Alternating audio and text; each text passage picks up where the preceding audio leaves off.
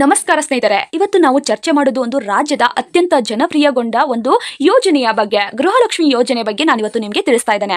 ಈ ಒಂದು ಯೋಜನೆಗೆ ಸಂಬಂಧಿಸಿದಂತೆ ದೊಡ್ಡ ಶಾಕ್ ಎದುರಾಗಿದೆ. ಸರ್ಕಾರವೇ ಸುಮಾರು 2 ಲಕ್ಷ ಮಹಿಳೆಯರ ಹೆಸರನ್ನು ಪಟ್ಟಿಯಿಂದ ತೆಗೆದುಹಾಕಿದೆ.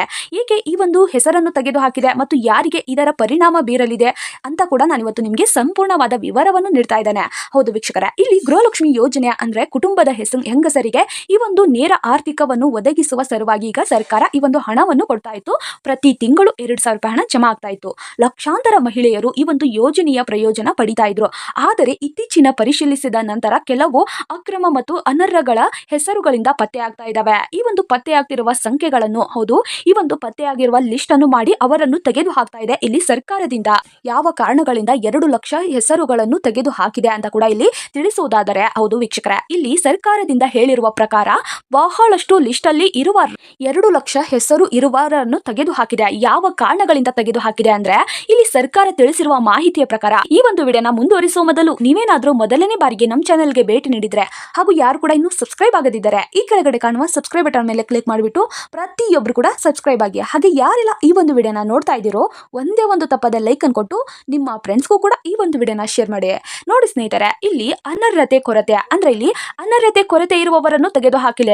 ಅಂದ್ರೆ ಕೆಲವರು ಸರ್ಕಾರದ ನಿಯಮಗಳನ್ನು ಸರಿಯಾಗಿ ಹೊಂದಿಲ್ಲ ಅಂತ ಕೂಡ ತಿಳಿಸಲಾಗಿದೆ. ಅಂದ್ರೆ ಇಲ್ಲಿ ಡಬಲ್ ಎಂಟ್ರಿ ಮತ್ತು ಅದೇ ಒಂದೇ ಮನೆಯಲ್ಲಿ ಇಬ್ಬರು ಹೆಂಗಸರು, ಅಂದ್ರೆ ಒಂದೇ ರೇಷನ್ ಕಾರ್ಡ್ ಅಲ್ಲಿ ಇಬ್ಬರು ಹೆಂಗಸರು ಈ ಒಂದು ಲಾಭವನ್ನು ಪಡಿತಾ ಇದ್ರೆ ಅಂತವರನ್ನು ತೆಗೆದು ಹಾಕಿದೆ. ಮತ್ತು ಆಧಾರ್ ಆಗಿರ್ಬೋದು ಮತ್ತು ಬ್ಯಾಂಕ್ ಖಾತೆಗೆ ತಪಾಸಣೆ ಆಗದಿರುವವರನ್ನು ಕೂಡ ತೆಗೆದು ಹಾಕ್ತಾ ಇದೆ ಸರ್ಕಾರ. ಕೆಲವು ಬ್ಯಾಂಕ್ ಖಾತೆ ಲಿಂಕ್ ಆಗದಿದ್ರೆ ಅಥವಾ ಅವರ ಅಸಲಿ ಒಂದು ದಾಖಲೆಗಳನ್ನು ನೀಡಿರುವುದರಿಂದ ಈ ಒಂದು ಮಾಹಿತಿ ತಪ್ಪಾಗಿದೆ ಎನ್ನುವ ಕಾರಣಗಳಿಂದ ಈ ಒಂದು ಮಾಹಿತಿಯಿಂದ ಅಂತವರನ್ನು ಕೂಡ ತೆಗೆದು ಹಾಕಲಾಗಿದೆ. ಹೆಚ್ಚಿನ ಆದಾಯ ಮತ್ತು ಗುಂಪು ಹೊಂದಿರುವವರನ್ನು ಕೂಡ ತೆಗೆದು ಹಾಕಿದೆ. ಹೌದು ವೀಕ್ಷಕರೇ, ಇಲ್ಲಿ ಕೆಲವರ ಕುಟುಂಬ ಆದಾಯ ಸರ್ಕಾರ ಹೇಳಿರುವಂತೆ ಮಿತಿ ಮೀರಿದೆ. ಅದಕ್ಕೋಸ್ಕರ ಇಲ್ಲಿ ಈ ಒಂದು ಇಷ್ಟು ಜನರನ್ನು ಕೂಡ ಇಲ್ಲಿ ತೆಗೆದುಹಾಕಿದೆ. ಒಟ್ಟು 2 ಲಕ್ಷ ಮಹಿಳೆಯರನ್ನು ಈ ಒಂದು ಗೃಹಲಕ್ಷ್ಮಿ ಯೋಜನೆಯಿಂದ ತೆಗೆದು ಹಾಕಿದೆ ಅಂತ ಕೂಡ ಸರ್ಕಾರದಿಂದ ತಿಳಿಸಲಾಗಿದೆ.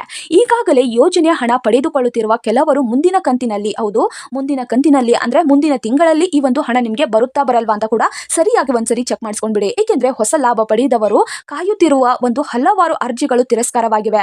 ಗ್ರಾಮ ಮಟ್ಟದಲ್ಲಿ ರಾಜಕೀಯ ಚರ್ಚೆಗಳು, ಅಸಮಾಧಾನ ಕೂಡ ಹೆಚ್ಚಾಗ್ತಾ ಇದಾವೆ. ನಿಜವಾದ ಅರ್ಹ ಮಹಿಳೆಯರಿಗೆ ಮಾತ್ರ ಈ ಒಂದು ಹಣವನ್ನು ನಾವು ಹಾಕ್ತೇವೆ ಅಂತ ಕೂಡ ಇಲ್ಲಿ ಸರ್ಕಾರದಿಂದ ತಿಳಿಸಲಾಗಿದೆ.